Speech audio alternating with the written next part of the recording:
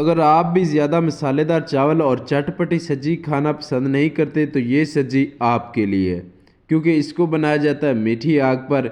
इसको बनाने के लिए मुर्गे की खाल उधेड़कर इस स्टिक के साथ इसके हाथ पांव बांध दिए जाते हैं और फिर तीन तीन को इकट्ठा करके उल्टा टांग दिया जाता है।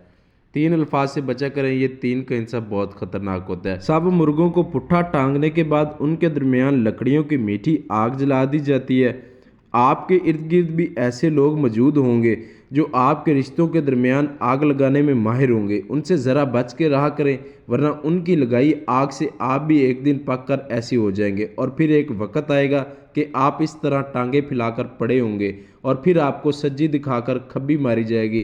कहेंगे हाय, हमारा तो इसके बगैर गुजारा ही नहीं है, और साथ ही कह रहे होंगे कि जेब से मोबाइल और पर्स निकाल लिया, और ऊपर से फौरी कहेंगे कि इसको जल्दी दफना के आओ, घर में ज़्यादा देर नहीं रखना। और फिर आते ही चावलों पे हाथ साफ करेंगे और साथ ही कह रहे होंगे ज़रा लेग पीस वाली बोटी लाना। हम खैर बात करते हैं इनकी सज्जी की। तो सज्जी को नॉन सज्जी स्टाइल में पकाकर ले आते हैं इन मिट्टी के बर्तनों में। मिट्टी के बर्तन में डालकर ऊपर से डाले जाते हैं प्योर कोयटा स्टाइल में चावल। इनके चावल बगैर मसालों के होते हैं, आप खाएंगे तो आप कहेंगे। सब्जी के साथ साथ इनका तवा भी मशहूर है, जिस पर ये कलेजी, मगज़, टकाटक, तवा पीस और मटन चाँप वगैरह सब कुछ तैयार करके देते हैं। चाचा मटन चाँप तैयार करने के साथ साथ इस तवा पर डीजे भी चला रहा है।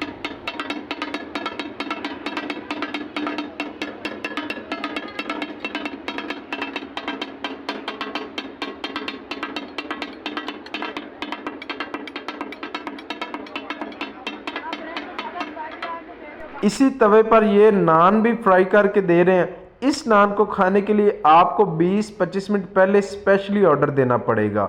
हम इस टाइम मौजूद हैं डोगर सज्जी हाउस ठोकर नियाज बेग पर।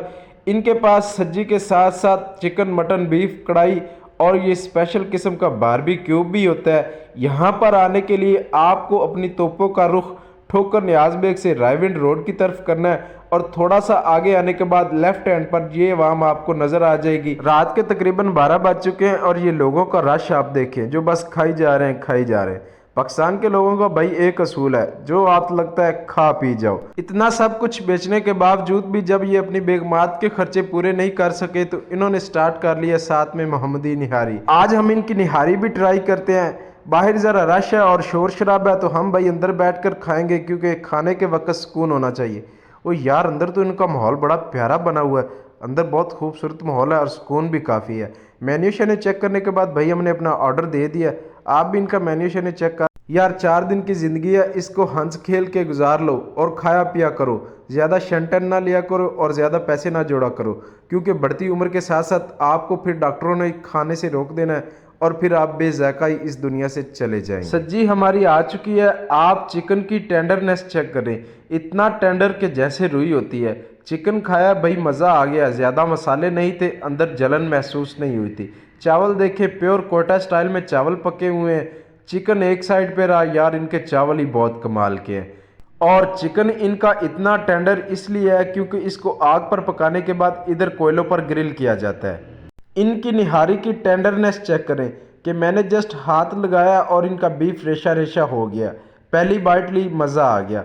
आप लोगों ने खाना है? नहीं। चले फिर लाइक एंड सब्सक्राइब और शेयर ज़रूर कर दिया करें, और कमेंट सेक्शन में बताया भी करें कि कैसी लगी वीडियो।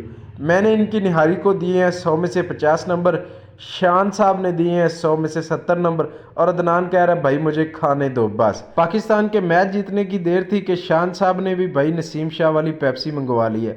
हालांकि मैच इसने कभी देखा भी नहीं है।